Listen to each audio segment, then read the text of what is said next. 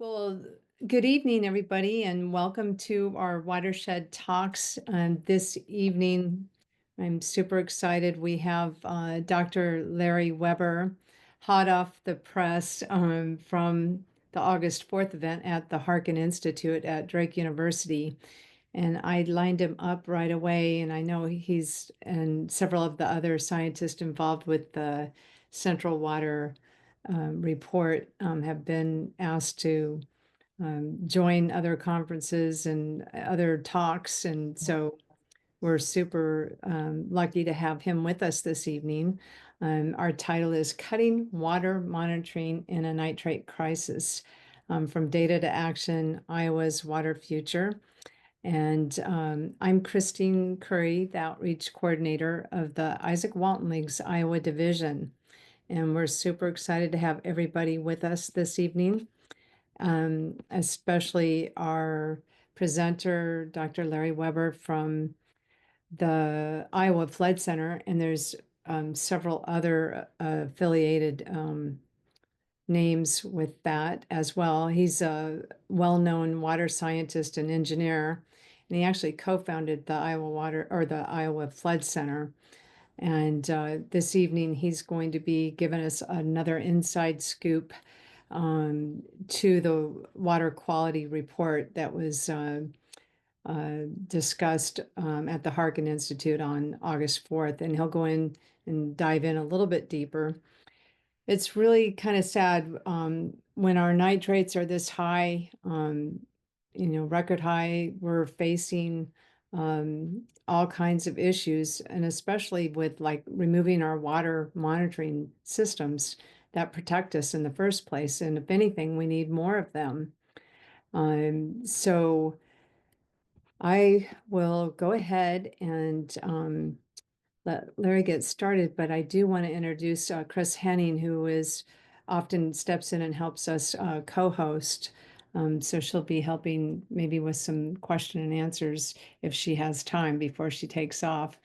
And we do have several other of our affiliated people that are with Izaak Walton League and through our network. So thank you all for taking time to be with us this evening. And again, it's an honor to have Dr. Larry Weber with us. So without further ado, I'll let him get started. Thanks, Larry. Yeah, well, thank you, Christina. It's a real pleasure to be here this evening, and it's great to present through the Izaak Walton League, which I have been a fan of and a follower of for many years, and we've always had a great relationship, and we had a number of different activities that we've worked on together. Just by way of a little bit of background, for those of you that don't know me, I am a lifelong Iowan. I grew up on a small little family farm operation up in northeast Iowa, just outside of Dyersville. Was a product really of the farm crisis in the 1980s. When I graduated high school in 1984, it was too difficult for me to get into farming on such a small farm operation with my father. So I went to the University of Iowa to study engineering, became interested in water, did a master's and PhD at the University of Iowa, and have been very blessed to be able to stay in Iowa at the university and joined the faculty in 1996 and became the director of the IIHR Hydroscience and Engineering program in 2004. Today, it is a 105-year-old institute that is focused on fluid mechanics, river hydraulics, watershed hydrology, environmental engineering and science, hydrogeology, and co-founded the Iowa Flood Center in 2009, co-founded the Iowa Nutrient Research Center at Iowa State University in 2014. Moved the Geological Survey from the DNR to the University of Iowa and IIHR in 2014 also. And so within this one organization, we have about 250 people focused on all things fluids. And that goes from drought to flood, from groundwater to surface water, from water quantity to water quality. And so I think with that level of expertise, I have some standing in understanding water issues in Iowa, and had an early conversation with leadership in Polk County about the need for a statewide water plan. Our state hasn't had an updated water plan for nearly 40 years. And Polk County then decided to use some federal funds that the county received to launch what has been called the Central Iowa Source Water Research Assessment.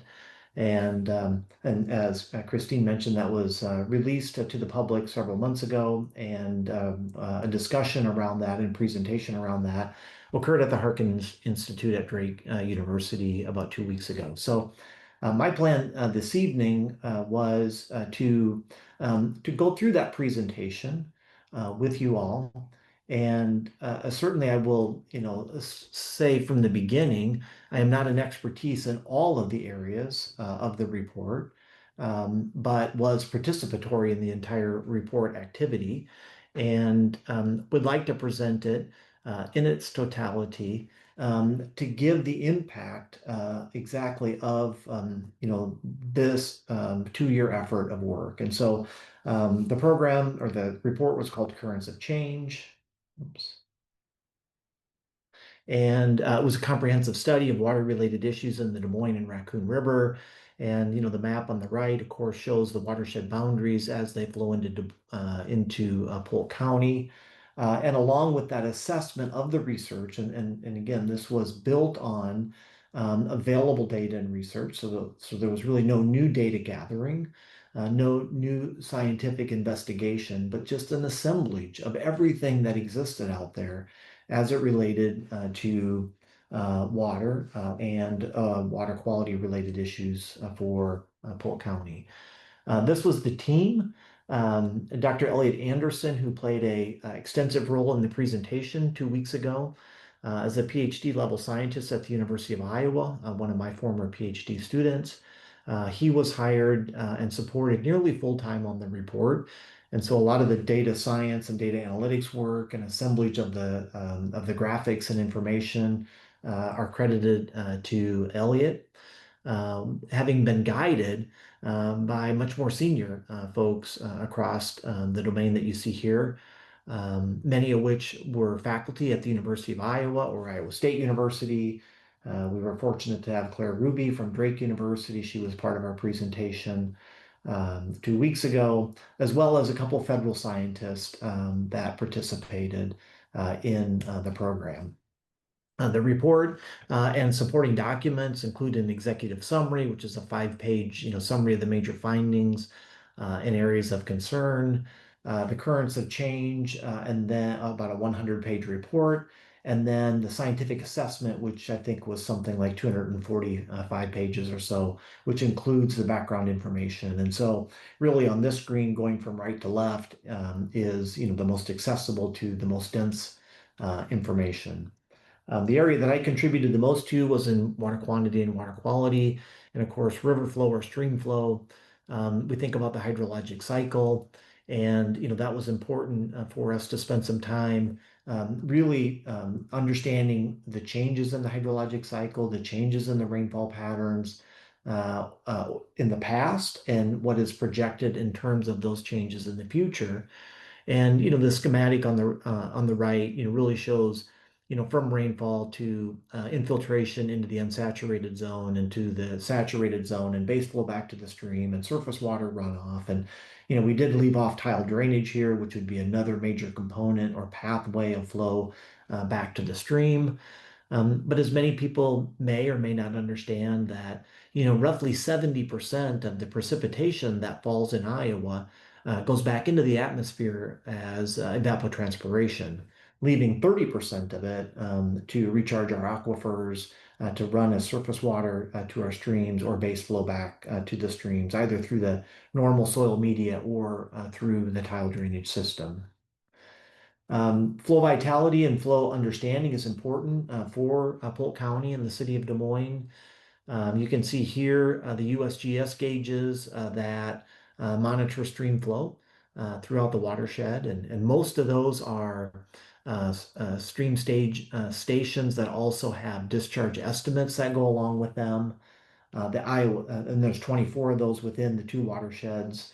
The Iowa Flood Center also has stage-only sensors that have been deployed throughout the watershed. We have 270 statewide.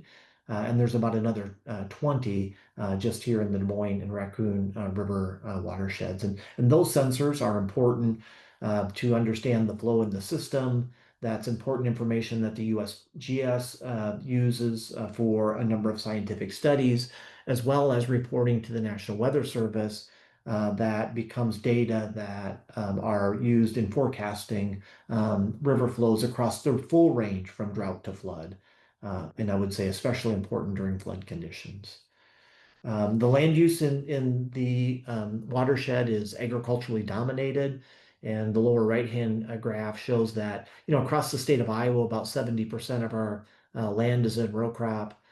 In the Cicero watersheds, or the Raccoon and Des Moines, that number exceeds 80% across the watershed.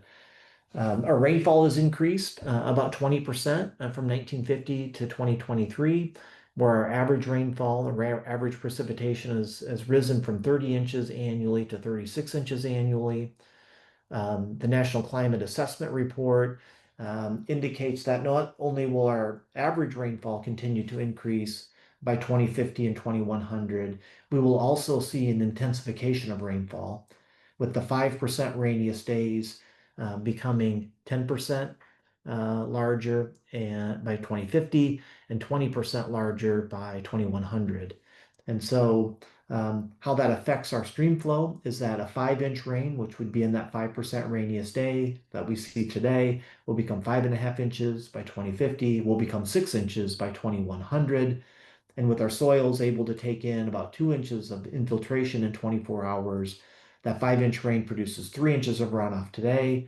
The 6-inch rain will produce 4 inches of runoff in the future. And so the runoff will increase by 33% when the rainfalls increase by 20%. So you see this acceleration of flooding that's going to happen. Our low flows have increased across the watershed, seeing about a 200% increase in low flow conditions. That's because of our tile drainage system. We have a heavily tile drained landscape. Our average flows have seen a moderate increase of about 100%, so those have doubled.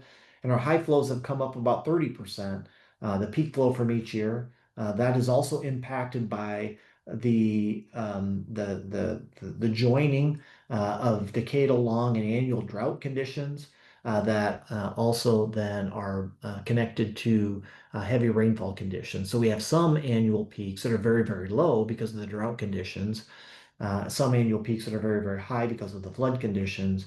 And climate scientists have been saying for years in our part of the world, in our part of the country, that we will see extended droughts broken by extreme and intense rainfall. And that was, no more notable than in 2024, following about 3 or 3.5 years of drought-like conditions in the state. The flooding that happened up in Northwest Iowa was an example of the type of weather conditions we could see in the future. We had a group that focused on the ecology and river life. Key point here is that whether we use the fish index of biological integrity or the macroinvertebrate index of biological integrity, we see that the rivers within the Cicero watersheds, 50% of them or more are either in a poor or fair condition, depending on what index that we use. Fish kill events happen routinely across the watershed. One point of observation here was that we see a few more of those documented fish kills around urban areas where there are more people. And so this is a little bit of a non-scientific data set because there could be fish kills which we're unaware of out in more rural areas, but there is a general understanding that fish kills are more noted by humans where there are more people around. And so you see those throughout the watershed. They happen mostly because of manure spills or fertilizer spills within our watershed. Protecting our habitat around our rivers is extremely and equally important to also protecting the habitat within the streams. The rivers, as it was said so many years ago and elegantly, that the rivers are the author of their own history and geometry. And so rivers have a tendency, they move and they ebb and flow across the floodplains. We've done a lot of straightening in much of our heavily tile drained landscape. which has then produced additional or conveyed additional energy further downstream, which has made some of the natural processes happen more quickly. We see the intensity and the flashiness of our systems where our streams are going up and down faster. And as we see this intensification of rainfall, we expect that to continue to happen more and more frequently in the future. On the drinking water side, we've heard a lot about nitrates this summer. Just to put things into context, nitrates in Iowa far exceed the national norms or national averages. When you look at this, where we're seeing, across the state of Iowa, many of our sensors here above the 8 milligram per liter on an average annual basis. To put that into context, sometimes folks like to argue, are we making progress or are we not making progress? Well, to put it into historical context, if we go back to the early 1900s, the statewide average nitrate concentration was less than 1 milligram per liter. We jumped to the 40s and 50s. It was about 2 milligrams per liter. We move into the 1980s to 2000s, and we're up to 6 milligrams per liter. And I'd suggest if we even narrowed that window to the last 10 years, we're starting to approach a statewide average across all sensors and all seasons of 10 milligrams per liter. And that 10 milligrams per liter is, the EPA water quality standard for drinking water. And again, we're not suggesting that people, go out and drink the waters in our streams, but it's certainly an indication that we're headed in a direction of increasing nitrate concentration in our rivers and streams. It is variable. Again, oftentimes we may hear messaging that comes out that says, well, it rained, and so of course we have high nitrate concentrations. And certainly the nitrate concentrations are linked to the amount of stream flow that we have. But it is uh, our opinion and scientifically based that the reason that these nitrate concentrations are high is because of the application of commercial fertilizer and livestock manure within the system. Again, going back 100 years ago, we had less than 1 milligram per liter. Going back 80 years ago, we had 2 milligrams per liter, and now we're routinely at or above 10 milligrams per liter. We know from our recent study, as well as from the Iowa nutrient reduction strategy, that approximately 80 or slightly more than 80% of the nitrate in our rivers is coming from agricultural land. A very small fraction is coming from developed land and wastewater, urban areas and industries. And we do get, some nearly 20% from atmospheric deposition. 2015, just to give you an idea of 1 year, the Des Moines and Raccoon River nitrate concentrations across that entire year are shown on the left-hand graphic, approaching 20 milligrams per liter and exceeding 15 milligrams per liter for a good part of the late spring and early summer period. The finished drinking water, of course, Des Moines runs an ion exchange system to reduce the nitrate concentrations in a portion of the drinking water. And they reblend that with high nitrate concentration water so that the water that's going out to their service network is, below the 10 milligram per liter EPA standard. But when we look at what the exposure history has been, from 1930 to 2025, again, you'll note that, prior to 1970, the finished drinking water that Des Moines Water Works was serving to their customers was consistently, below 1 milligram per liter. That then raised, to the 2 to 3 milligram per liter range in the 70s and 80s. And since the 80s, it's been anywhere from 4 to 8 milligrams per liter on average across the entire season. Again, with many of those periods approaching the 10 milligram per liter area. We get toxins from harmful algal blooms. We're hearing again more about that. Typically during slow-moving water, during dry conditions, during very hot summer days. This year we've had a lot of flow, although we've had a lot of heat. So it's kept a lot of our systems fairly well stirred up, but we've had a number of beach closings throughout the state, as most of you are well aware. Pesticides and ag chemicals are widely used, throughout the Corn Belt and soybean belt. of the agricultural Midwest. Iowa is at the center of that in many ways, and so we've got atrazine and glyphosate, heavily used within this area. And again, the linkage of those ag chemicals and to the fact that the state of Iowa has the second highest incidence of cancer, that linkage hasn't been fully developed yet. But certainly, I think more effort needs to be put into understanding the impact of the water that we drink and the air that we breathe on those cancer rates in Iowa.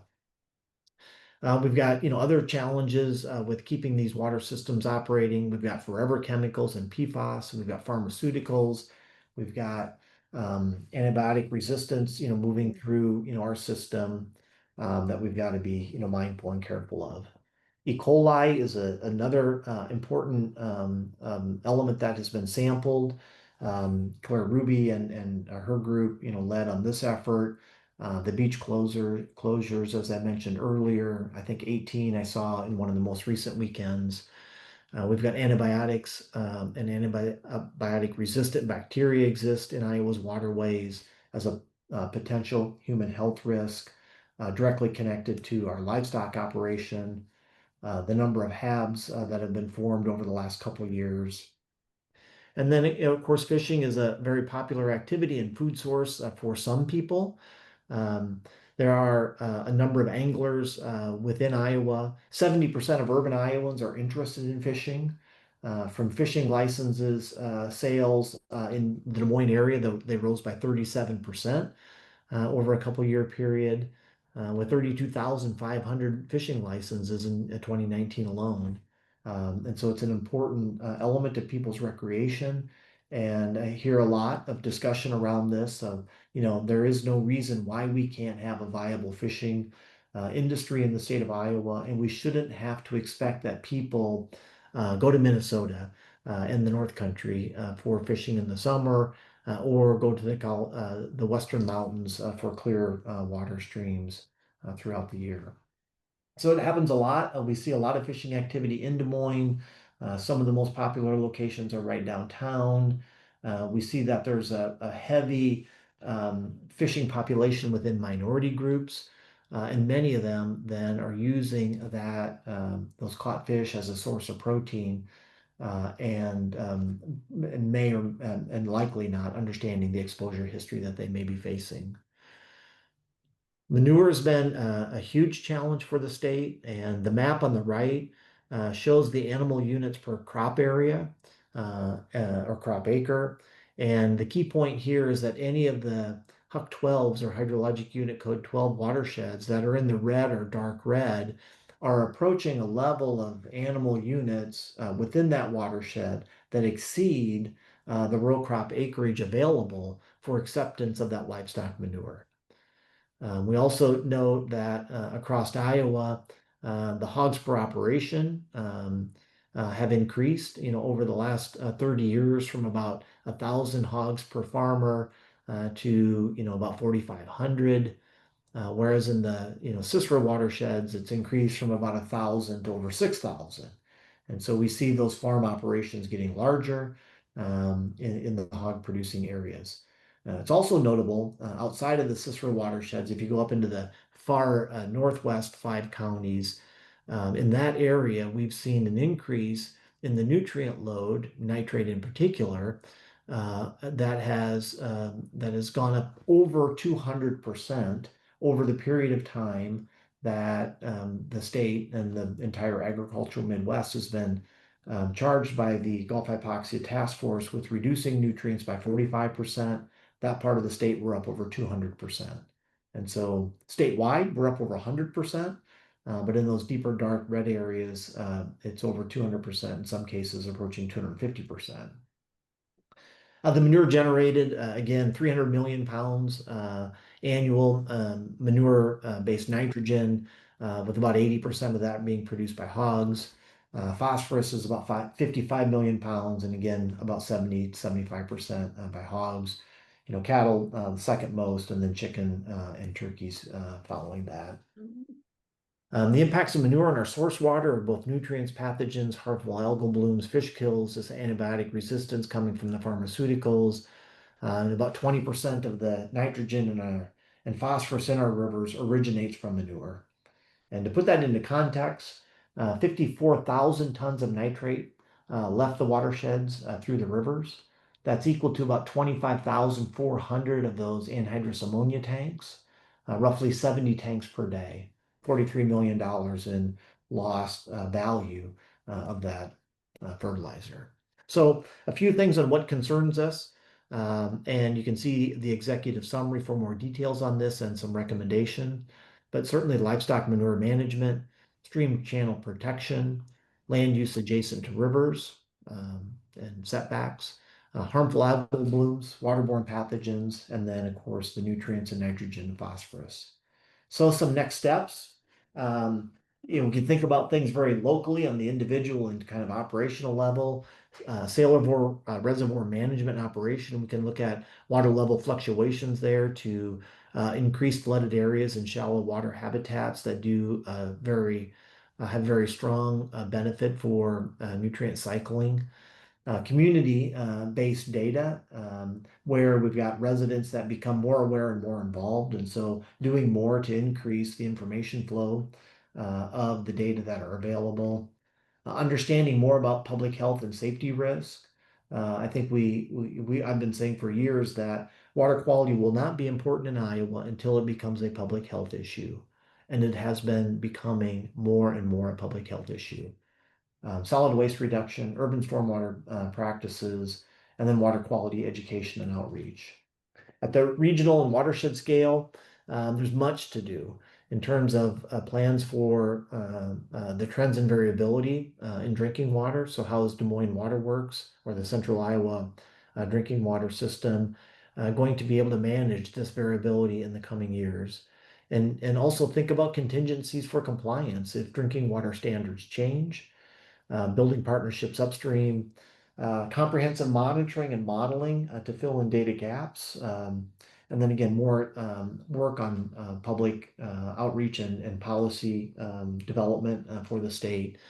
Outcome-based conservation practices. So it's not just enough to incentivize farmers with cost share, but it has to be outcomes-based conservation or putting in some kind of environmental performance standard on those cost share programs, watershed planning, and so on and so forth.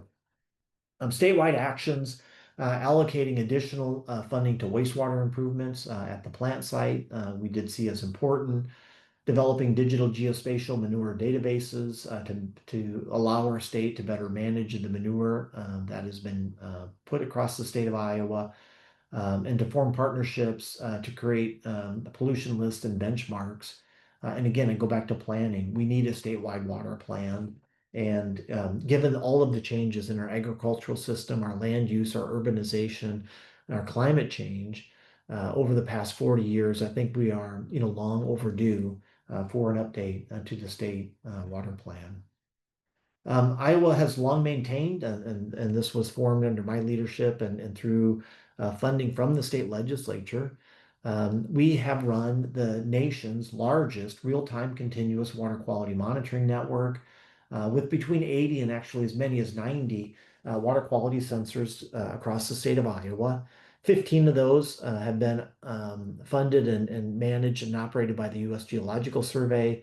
The other 70 to 75 have been run by our program at IIHR. That will continue until next year. As we sit here today, in July of 2026, because the state chose through the legislative action to defund the Nutrient Research Center and explicitly instructed the Nutrient Research Center to no longer fund the University of Iowa to run that best-in-class water quality monitoring network, will be down to less than 20 sensors in 2026. And I think that is alarming, given the level of nitrate concentrations and other contaminants that we have in our river and stream network. And oops, there was one additional slide that must have gotten dropped. But the one point that I would also make with the sensors is that we also operate a program called the Iowa Water Quality Information System, which brings together hydrometeorological data, stream flow data, USGS, National Weather Service, Corps of Engineers data, university data, in a way that helps us better understand how the linkage between stream flow and water quality are so important to the state of Iowa. As the sensors get shut down next year, it is most likely that the information system will also get shut down because that too requires care and feeding. So with that, certainly happy to reach out to me by email at larry-weber@uiowa.edu. And I think Christina's already made links available to all of the CISRA documents and information. So I will stop sharing and be happy to take any questions or engage in a conversation. Wow, Dr. Larry Weber, that was amazing. And thank you again. It's just fantastic that we have you with us this evening to kind of go over all of that information for those of you who missed that. Even though I was there, just hearing it again kind of brings it all together. And it's just beyond okay that the monitoring systems are going to be taken down. I mean, that's just crazy, crazy, insane. Um, and I'm very, very sad about that. And I think everybody should be, um, going to our representatives and letting them know that this is not okay. Well, Christine, just maybe to amplify one point, and that is, that I think oftentimes in Iowa we don't understand, the gems that we have. And and again, there's many that we could speak of, and I won't, try to get them all, but in one small area, one gem that we have is this program with 250 faculty, staff, and students that are working on all things water at IIHR. And we've built a program that is unlike any other program in the country. And rather than celebrate that and empower that and put us to work to solve these very important issues, what we've done is we've taken the tools away and we take the funding away, and this continuous um, attack on science and politicization of science. It's just it's been hard as a scientist to see that evolution over the past 20 years. I'm super sad about that. And we have so many brilliant people right here in our state, like you and other scientists and researchers and farmers. And we really know what needs to be done. And unfortunately, we've got a bunch of financial prisoners, I call them, that are tied to the industry and they're not able to really speak the truth if they want to keep their jobs and their employed, and they're being continued to be employed. That's my take on it. I think, do we have, I'm sure there's some people that have some questions. Is Krista with us or, she might have popped off. She usually handles the question and answers. Do we have, would anybody like to ask Larry some questions or make some comments? I I don't see any. Oh, yeah, there we go. Mary Ellen Miller. Thank you. Sorry, my clicker isn't working very well. Thanks, Larry. Actually, it was refreshing because the presentation at Harkin was so intense. I was taking lots of notes, and I realized even then I missed a lot, and even though I've read the report. So this was a great refresher, and I would just hope that you continue to offer this kind of brief summary of the whole thing around the state.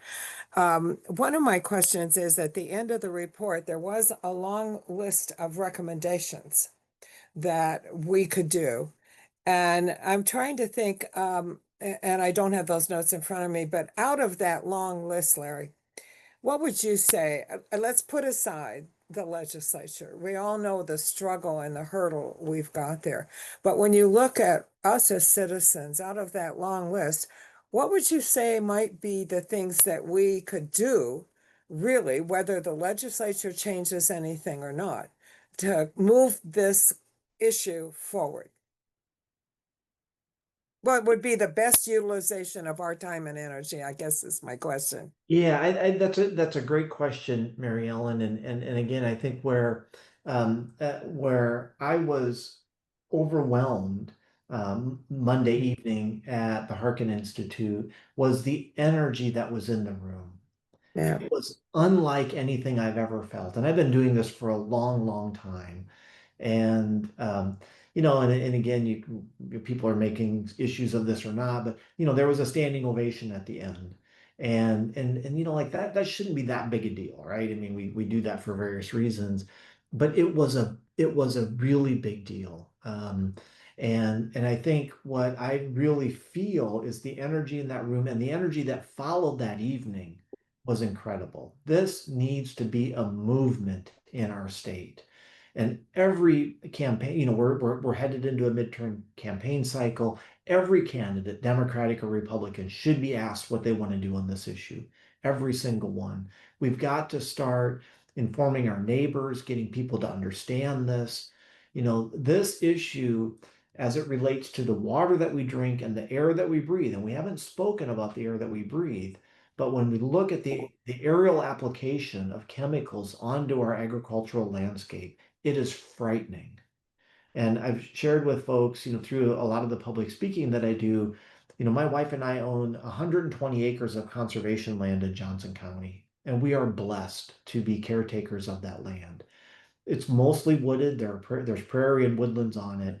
But as I walk out there in areas that we have white oak regeneration, and I can stand next to these juvenile white oak trees that are less than 10 years old, and I'll take you out there today, the leaves are curled up so tight on those white oak trees from exposure to aerial drift of dicamba. Yep. And I Yep. stand next to that tree and I think I'm disappointed for that tree, but I also recognize that I'm breathing the same air that's killing that tree. And so the exposure history that I've had over my lifetime living in this state through the air that I breathe and also the water that I drink, I'm convinced is directly connected to the cancer rates in Iowa. And so we need people to understand that. We need to start getting the message out. We need to start making this an important issue. We need to speak to our elected officials. We need to demand more from our state agencies. We need to, be able to empower our universities to continue to do this kind of scientific work that is needed to get us through a very difficult and complex problem. But if all we're going to do is yell and scream and finger point, and that happens again from both sides, we've got to bring some decorum to this process, and we've got to figure out a way to start, raising the grade on these issues. That's right. So thanks, Larry, and thanks so much, Mary Ellen, for kicking off our question and answer. I've got a couple in the chat box, and Mark Rasmussen has his hand up too. Anita put this in first, and then we'll go to Mark, and then we'll go back to Mike. So Anita Stonebreaker says, I'm in an urban area, but I'm curious as to how manure management can be economically viable for farmers. Well, yeah, I think manure management is, let's think about it in a couple different ways. So, because we have no statewide water plan and we have no statewide plan for really what the future of Iowa should be, that's a concern to me. And when we were funded for the Iowa Watershed Approach Project, we needed a letter from the governor's office. I worked with, Governor Branstad's staff and helped to craft a letter which he signed and submitted. And the closing sentence of that letter was that for Iowa to be a resilient and sustainable state, we need to have balance between our agricultural, economic, water, natural, and human resources. And I think that was, it was telling, and it was telling then, and it's still telling today. And so if we put all of our effort into expanding our agricultural system to the highest level, it will become our biggest weakness. And that's where we're headed as we sit here today. And so what are we going to do to pump the brakes on the number of, CAFO facilities that we have in the state of Iowa? How are we going to start to assess what is the carrying capacity of CAFOs at some scale? the county scale, the watershed scale, and part of that's going to come through better understanding of manure management. If we have more CAFOs than our land can accept the manure on, then clearly we've exceeded the carrying capacity of that watershed. That manure has a high water content. It's uneconomical to truck it or ship it or move it very far. And so it ends up getting applied to land at very, very high levels. It's difficult in the fall to get the crops out. And to get the crops out before freeze up, then you've got to get all those manure pits emptied. You got to get that manure knifed into the ground. We have an extraordinarily leaky system with tile drainage everywhere. And so that manure that's been sitting there all fall, how much of it do you think has a nutrient value to the crop the next spring? Well, in some years, in a wet fall, very little because of the leakiness of the system. And so manure management is something that, our state needs to start taking much more seriously. And I've suggested for years that these manure management plans that agricultural producers, they fill out a paper form. It gets submitted to a field office and put in a file cabinet. And it's the year 2025. There is no reason that we don't have an online geospatially referenced form for a producer to go in, fill out this form, have it geospatially referenced so that we see where all this manure is being applied. We've pulled piles in parts of the state and seen that we've got 3 or 4 manure management plans that are pointing to the same parcel of land for application of manure. Yeah. That could be corrected. So I don't know if I Right. answered the question. No, I think that's great. Anita, that I think he did answer that. If you have another comment, just write it in. So we'll go to Mark Rasmussen, and then I've got Mike lined up, and then Katie, and then back to Jody, who just raised her hand. So Mark, thank you so much for being with us this evening. A quick question, Larry. Do we have good data on how much field tile has been installed, and is it correlated well with nitrate and stream flow and all this extra rain? Yeah, great question, Mark, and nice to hear from you tonight. Again, another interesting thing that when a land improvement contractor goes out and does a tile drainage installation, he leaves the producer with a highly detailed, geospatially referenced map of where all that tile is. And that's as far as that goes. So why not have that be submitted to a statewide database? Now, what we've done is we've used some aerial photogrammetry techniques where we've got aerial image of the Iowa landscape. And if you fly those planes after a rainfall event, you can see the tile drainage lines in the agricultural field. Now, that's been known for a while. And when we were doing our Iowa Watershed Approach project, I had the question of how much tile drainage do we really have in our watershed? And how much new tile installation has been happening? And so in the Middle Cedar watershed, we spent 84 million, no, excuse me, we built 84 practices by spending about $8.8 million in that watershed. And over the same period of time that we built those 84 wetlands and farm ponds and reconnected floodplains, 8,400 miles of new tile drainage were installed in that one watershed. That's 1/50th of the state of Iowa, the Middle Cedar watershed. 8,400 miles of new tile drainage, 1,200 miles a year over a 7-year period. And so again, I just say to everybody, I love every single wetland that we built in the Middle Cedar.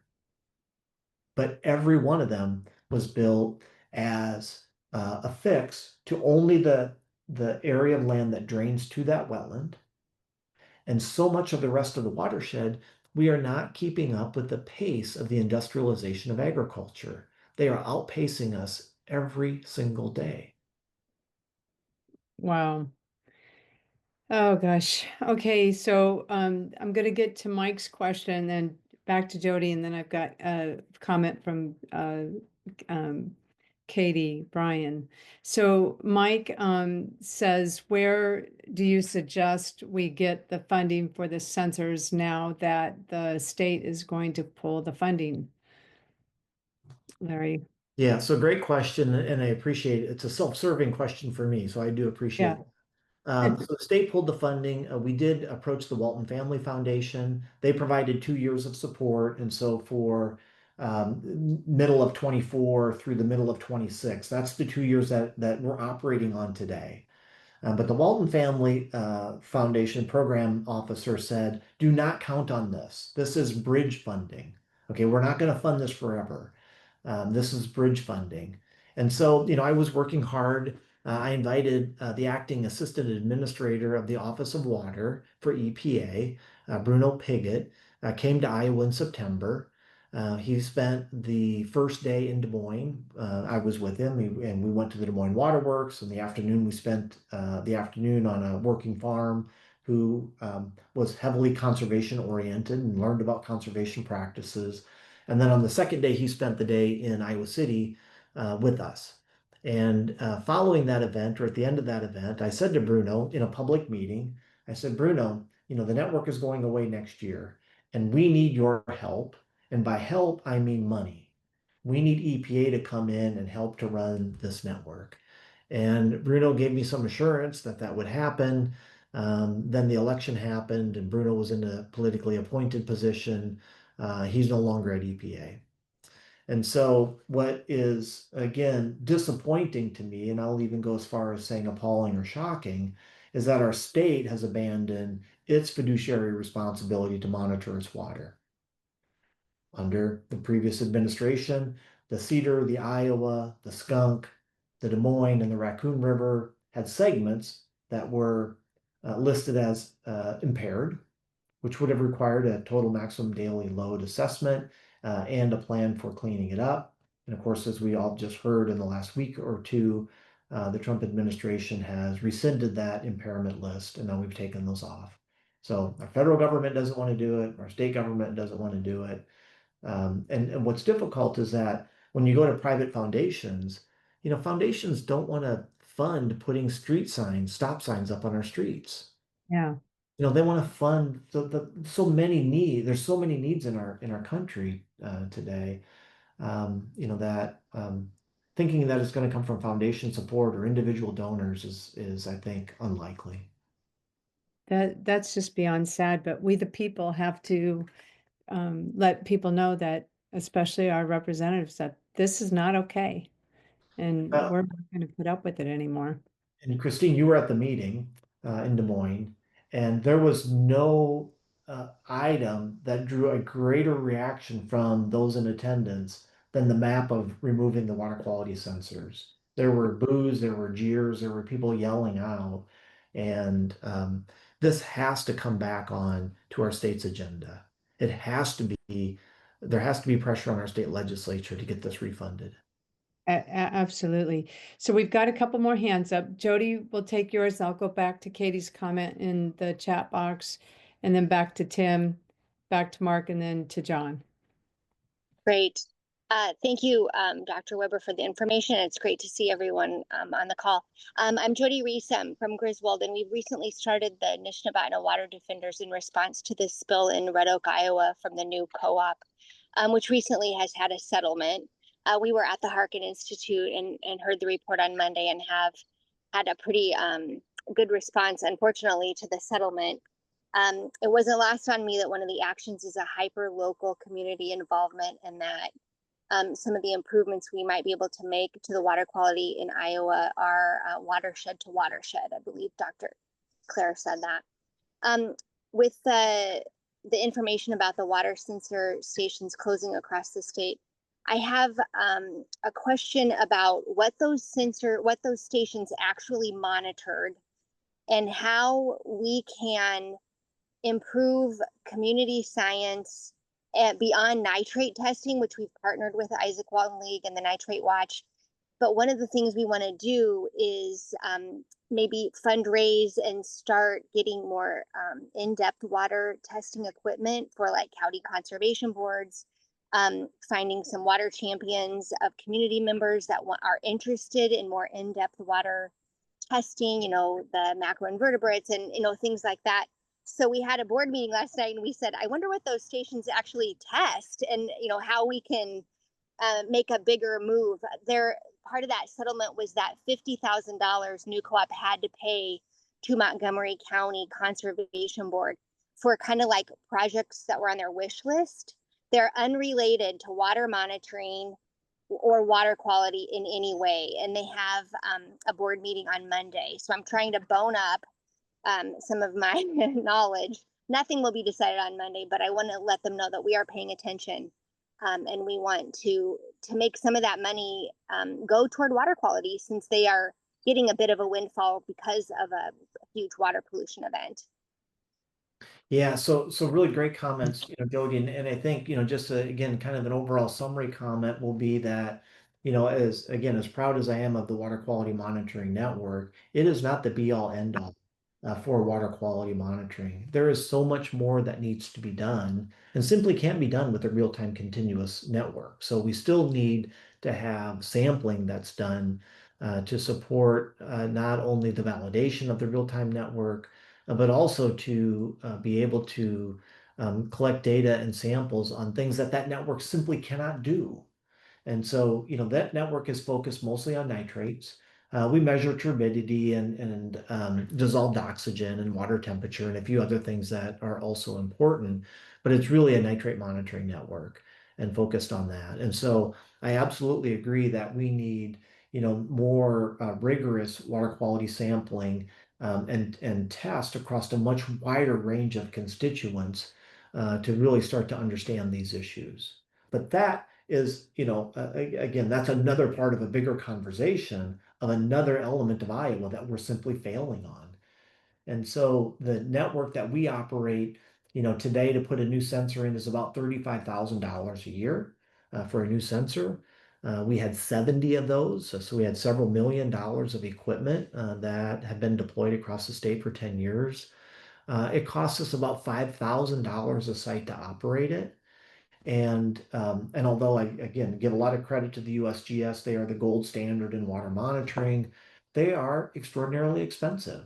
And people can't afford their stream stage sensors or stream flow sensors. They also can't afford their water quality sensors.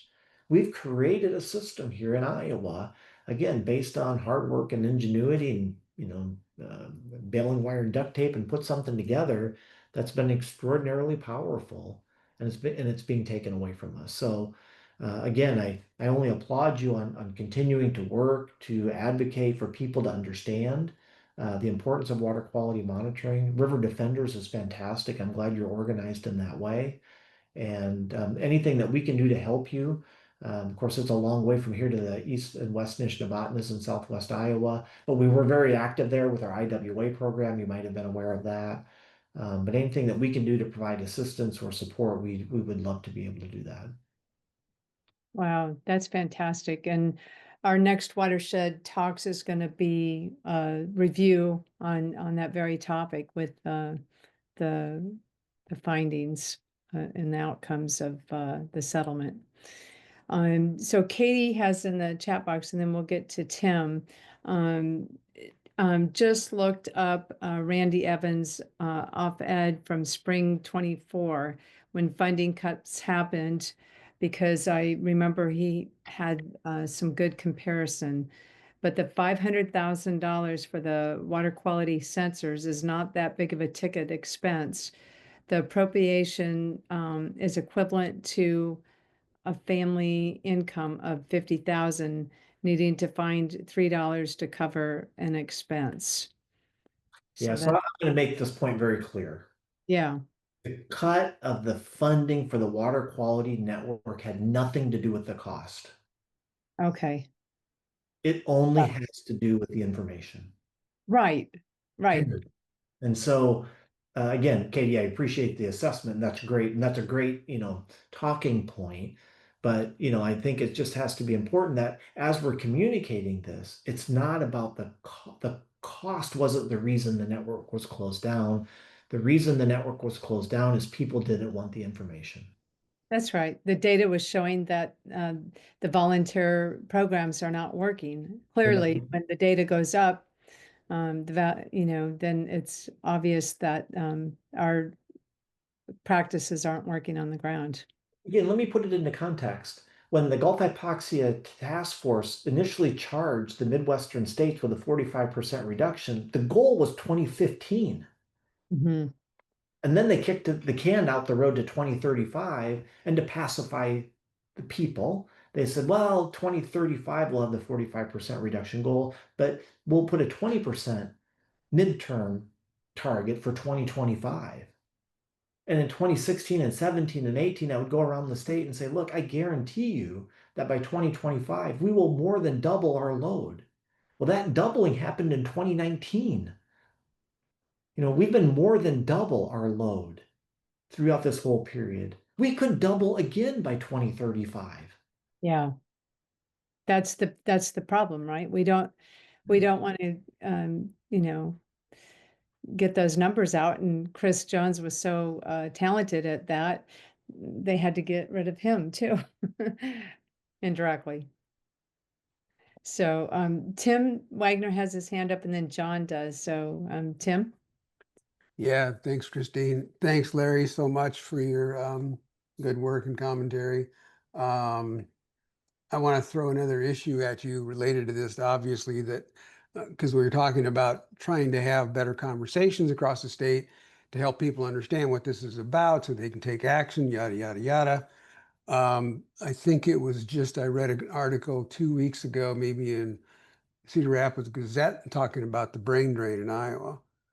And they were talking, I think the statistic I remember, it was something like 3,300 college graduates left the state of Iowa in 2023. And they put a calculation of the number of the economic impact that would have on Iowa alone. And I don't remember the number, but it was huge. And, we're talking about this issue and how it relates to water quality and the quality of life in Iowa going forward. This has to have huge ramifications. So when you look at the cost of $500,000 to these monitors, that is chump change compared to the amount that this is costing us just in loss of quality of life and driving people away from the state. Am I wrong on that? No, Tim, and again, it just goes back to what I've said before. Ag, economic, water, natural, and human resources. We're not going to have the fifth component that's necessary to keep the state and this agricultural system going if nobody wants to live here. Right. Yeah. To me, it doesn't seem like it's that difficult of a calculus to figure out, but I want to live here. Okay. I want my kids to live here, but I also want them to be safe and healthy and to be able to recreate and do things outside of their workday. Yeah.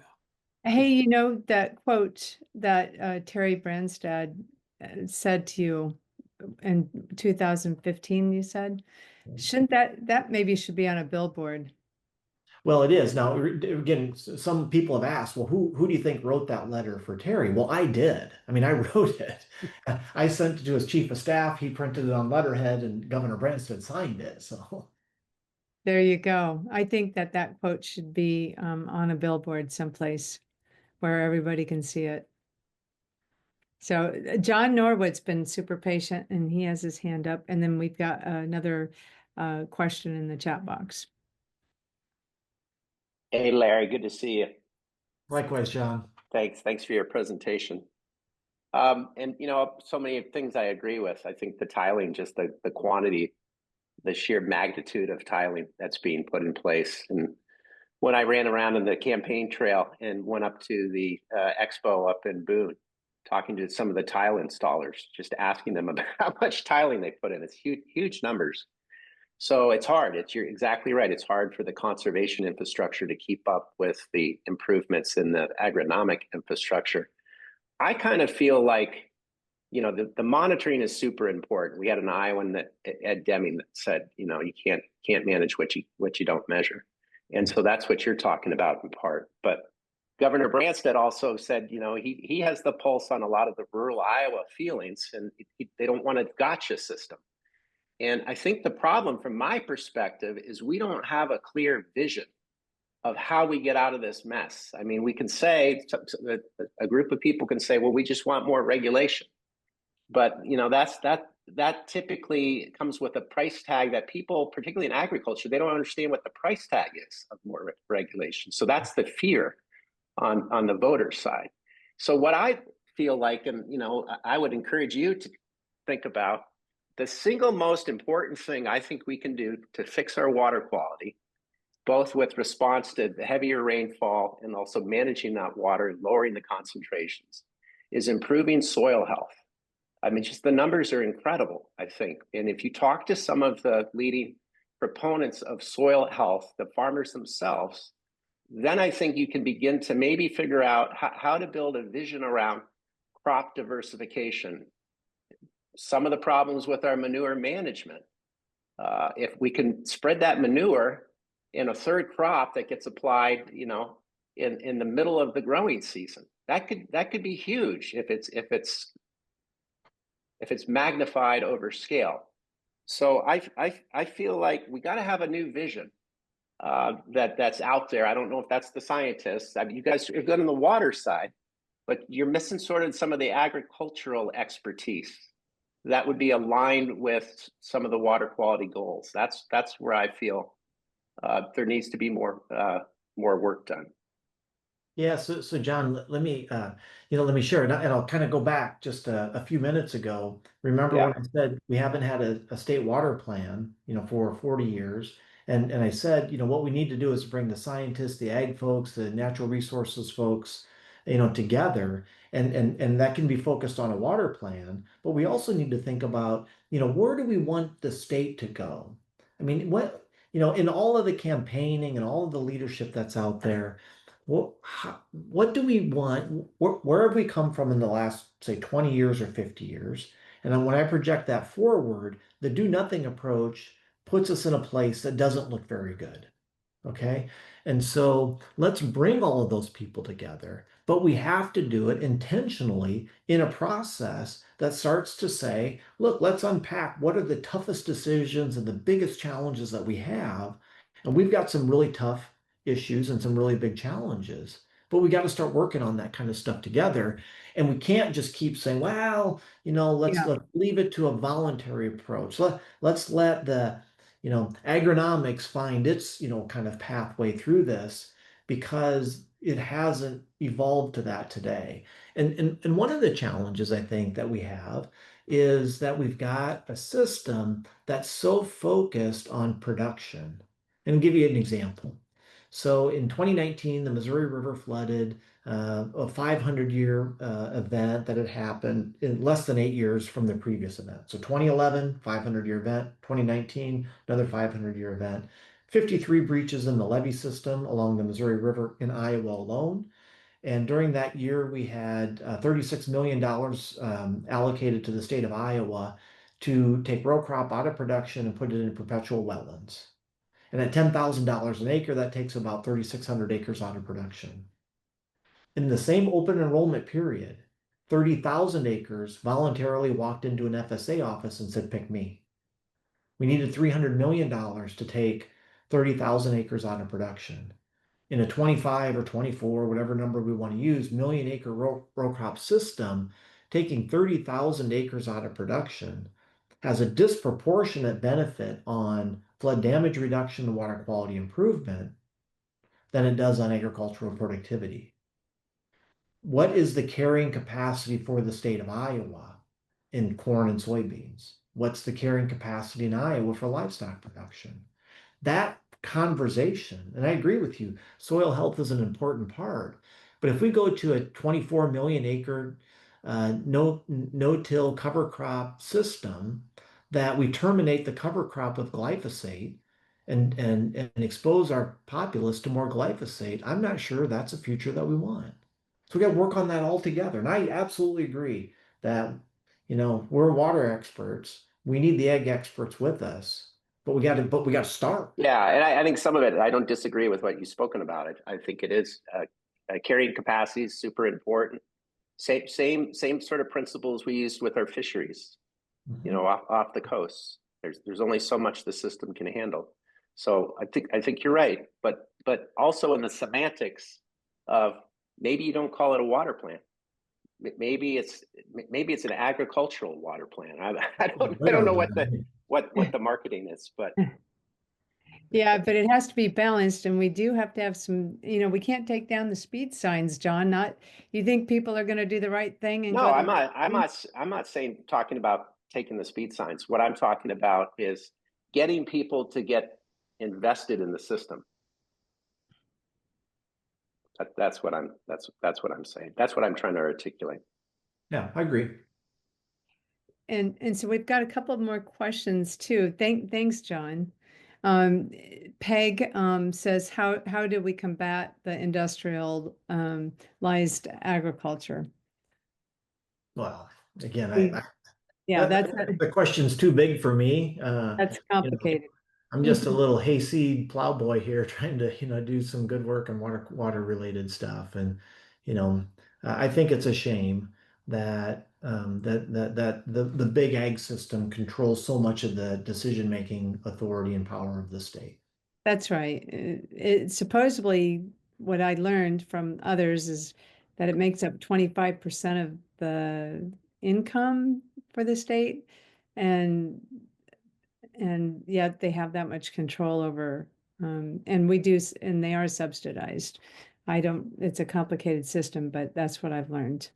Matt Liebman has a bunch of points, and Matt, I'm just going to let you come on if you don't mind, because you're so brilliant, and I think it'd be better coming from you if you want to pop on real quick, and you have 4 topics or 4 points you wanted to make.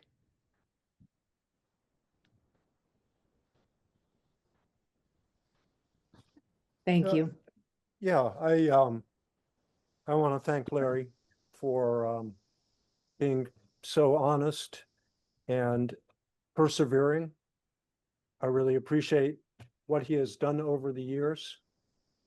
When the Leopold Center was created in the 1980s, it was part of a Groundwater Protection Act. Yeah. So water links to environmental quality and farm viability financially, the long-term trajectory of rural communities, the kind of society we want in Iowa. Transcribed. And what we started with, the mission with the Leopold Center was, I think, threefold, if I remember the legislation. It was basically to identify and quantify the characteristics, particularly the shortcomings of the status quo system.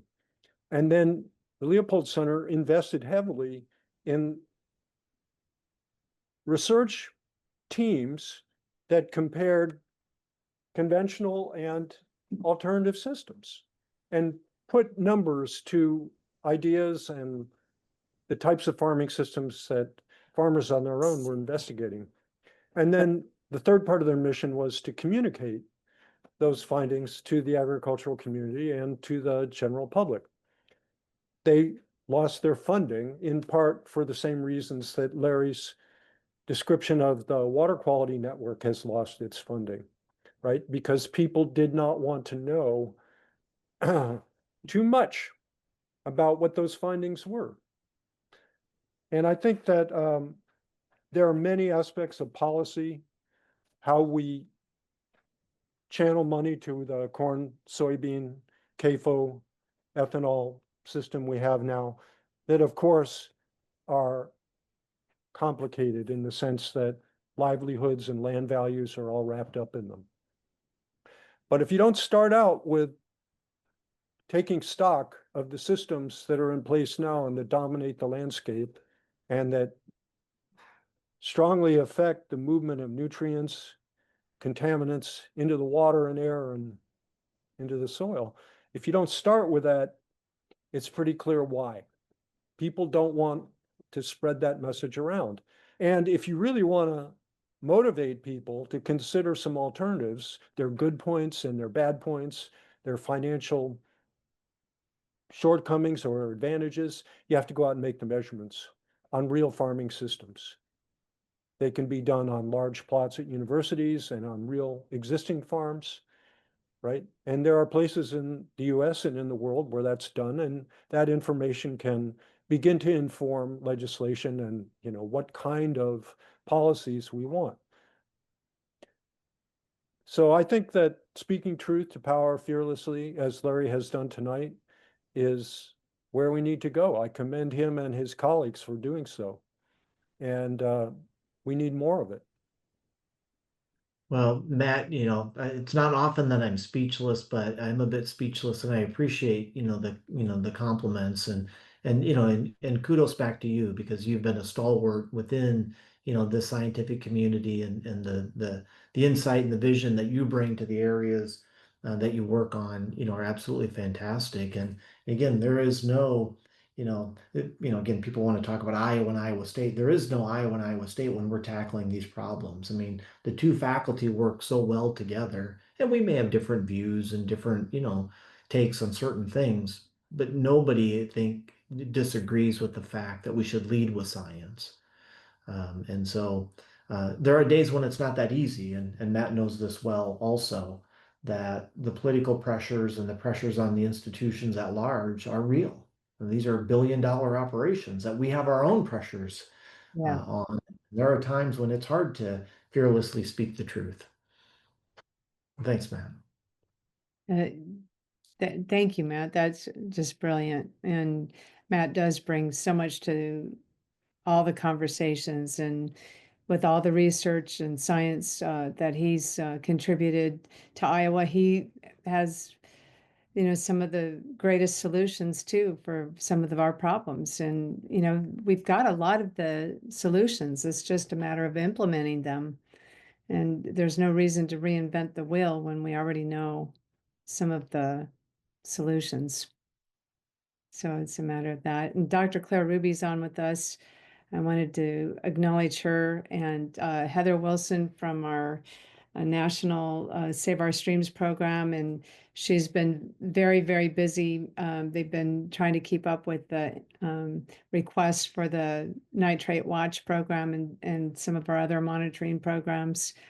Thank you, Heather, for that. And Dale Braun, I want to give a shout out. Our president, Dale Braun, is with us, and he's been super supportive and really amplifying the voice of, what we were founded on over 100 years ago, clean water. And we're still at it 100 years later, but in different capacities.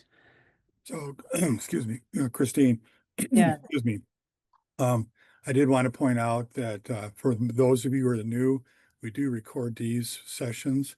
And so then Christine will put those out on our space, YouTube space, wherever it is that she puts them.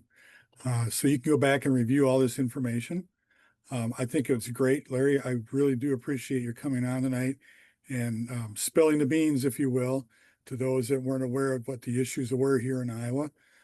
They're big issues, and it's a complicated project as far as how to get that communication out to the public. I'm in the Cedar Rapids area. Our Cedar River is full of nitrates right now. It's 2 points higher than it was last year at this time. And that's because I'm going and reading the 2 existing monitors that are on the Cedar River.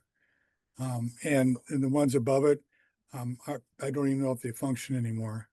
But the loss of those monitors, as has been pointed out, is critical because you can't deal with what you don't know. And if we don't know what the nitrates are, then we don't know how to deal with it. So again, I appreciate that, your presence today and all the good questions that came from the audience. Thank you.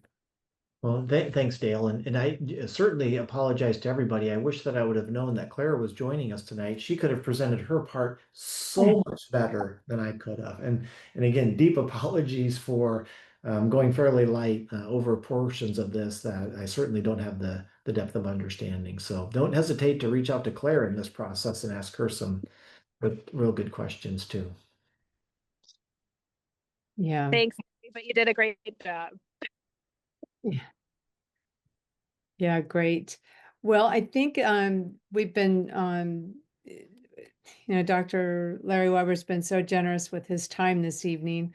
And here it is after 8 o'clock. And everybody, again, thank you so much for taking time out to be with us this evening.